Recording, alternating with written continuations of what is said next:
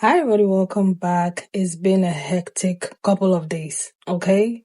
I had to sleep because I firmly believe in if things are not working right or working out, go back to bed. All right. My phone fell in water. Thank God I have a backup phone.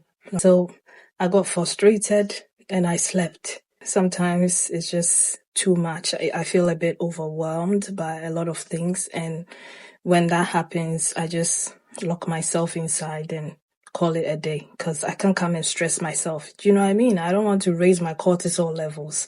So that's what's been happening. But anyway, let's get into some of the videos for today. And I just can't take it anymore, and I don't want to be. So break up.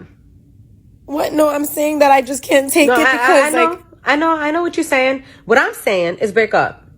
But I don't. This is optional. This is optional. You ain't got to be with that man. Yeah, this is also my mood for 2025. Like, if you know me, right? We know each other, you've got my phone number, and you're one of those people who like to call for relationship advice, please don't call me.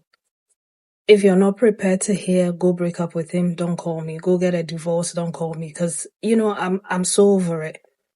Dating will be so much easier for you if you stop dating men who make your bouche long. What that means in Creole is who make your mouth long, meaning you keep complaining about the same thing over and over again. Just leave. You only got one life to live. One life to live. So why not do what you want to do with this one life that God has blessed you with? It doesn't make any sense to stay with someone that is not giving you what you want. Although I know relationships are not that easy and there has to be some kind of compromise, but I'm talking about dating and getting to know someone and they don't even have the basic things you need, like monogamy. They want you to be in a throuple. They want you to be the second. They want you to be in the mix. Why would you settle for that?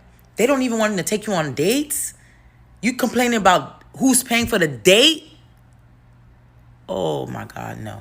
This is not what God intended for us. Think about him reading your message and screenshotting and putting it in the group chat with his homeboys and saying, it don't matter what I do to this, gonna always come back. She desperate.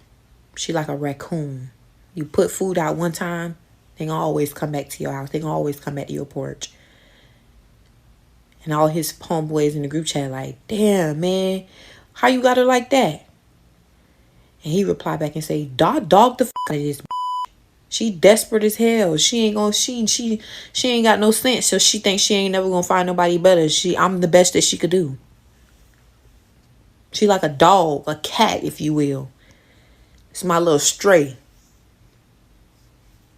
And all of them laughing because that shit is hilarious. Whole time you sitting there, your heart is pounding outside of your chest because you think, oh my God, oh my God, oh my God, oh my God. He's gonna reply back. We're gonna get back. We're gonna make it work this time. You stupid.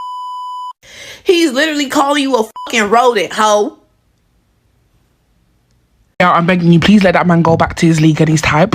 He's not on your level. Let him go back to his league and his type. He was literally pushing levels when he got with you. Alright guys, this is a little tea from my girls, my fine babes in Christ, right? Guys, so we all know the story. Adam and Eve, they did what they did, God punished them, all that stuff, right? I'm going back and I'm reading the punishment that God gave Eve. And something stuck out to me. I'm reading from Genesis 3 verses 16. This is the woman's punishment, right? So God starts off. He goes to the woman, he said, I'll make your pains in childbearing very severe. With painful labor, you will give birth to children. And then he goes on to say, your desire will be for your husband, and he will rule over you. Your desire will be for your husband. Insinuating that prior to them committing the sin and being punished, my initial desire was not for my husband. Because me desiring for my husband is a punishment. So I'm sitting here, I'm thinking about it. I'm like, okay, so obviously prior to that, my desire would have probably been to come worship God and love God and serve God. And I was also a helpmeet to my husband, but he wasn't my desire. The truth has been there all this while. All right. All of this you can avoid if you don't deal with them. Simple. I say this with full love for men.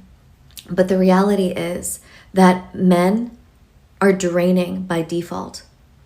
That the default assumption that you need to make for a man in your life is that he is not the source. In fact, he is draining. He is draining by default. He is going to drain your time, your energy, your compassion, and your love. He is going to drain your beauty and your youth and all the resources that you have. By default, the default setting of woman is to bring value. Just you hugging a man, just you paying attention and listening to a man, just you caring for a man, let alone all the things that I'm sure you probably are so thoughtful and so considerate and so generous and so giving and spend so much time coaching him and counseling him and loving him and lifting him up. All these things by default without even trying, we do. Not to mention you're going to be making his health better, his house better. You're going to be introducing him to your friends. You're going to be giving him fun, amazing things to be doing on the holidays. You might be giving him children so he's not alone in his old age. You're going to be amplifying his status in the eyes of his coworkers, his colleagues, other women. And the way that they counterbalance this is if a man starts pouring back into you by appreciating you as the source. That is how this is balanced, is a man who recognizes that you are the source and pours into you, sees you, loves you, uplifts you, appreciates you. And that is the only way that this value exchange is made right and true and honest, is by him recognizing you as the source, appreciating you for everything that you're doing, and honoring that sacred exchange. And when you are assessing a man in your life, do not close your eyes to this value exchange and really assess reality. They all lie, baby girl. Just make sure you get one to help you pay your bills. Don't weep over one Dusty when you can be smiling and laughing with 5 nieces. Sprinkle, sprinkle. I'm dead ass serious now, for real. And I'm gonna tell you how you get your bills paid. You tell one you need 500, you tell another you need 500, you tell another you need 500, you tell another. And if they got it, you tell one you need 5,000, you tell another you need 5,000, you tell another you need 5,000, you tell another you need 5,000. It's that simple, man. And stop sending up pictures of stuff. I done got out of that now. I don't send a picture of a bracelet and all that no more. Send me the money. I saw something I like. Can you wire me the money? I hate send a picture of it to me. No, I want to go have fun walking in the store like I'm rich and go up to the counter and buy this bracelet that's $5,000. You don't need to do that for me, baby. And I might not want to buy that. Get them, nieces, get them. No, for real. You tell 5 niggas you need groceries this week. 5, niece. Even if it's $200 a piece. Listen, get obsessed with yourself. I am not saying that lightly. You need to be so obsessed with yourself that it changes the way you talk, the way you walk, the way you show up. Hi, Ellie, why do I need to do that? Because the world treats you exactly how you treat yourself. This is the mirror effect. When you start pouring energy into yourself as you are right now, when you start taking care of yourself, when you actually start being your biggest supporter, you send out a very powerful signal into the quantum field of possibilities. You send out a signal that says, I am someone who knows exactly what I'm worth. I am worthy and open to receiving all of my desires. People respond to that, opportunities respond to that, money responds to that. You stop getting treated as an option by your reality, by the people in your reality, and as a priority, as a first priority. So let yourself be in love with you. Do not water yourself down. Do not shrink yourself to make other people feel comfortable. Walk like you belong in every room. Take up the space you are meant to take up. There are not trillions of cells right now working to keep you alive for you to play small. Yes, and I agree with her too. This is all there is to it. Take care of yourself. Take care of your mental health. All right? Take care of your body. Take care of the people who are nearest and dearest to you. The ones who value you, you value them. Those who don't, stay away from them. You can't save everybody. You can save yourself. So keep saving yourself. That's what this is all about.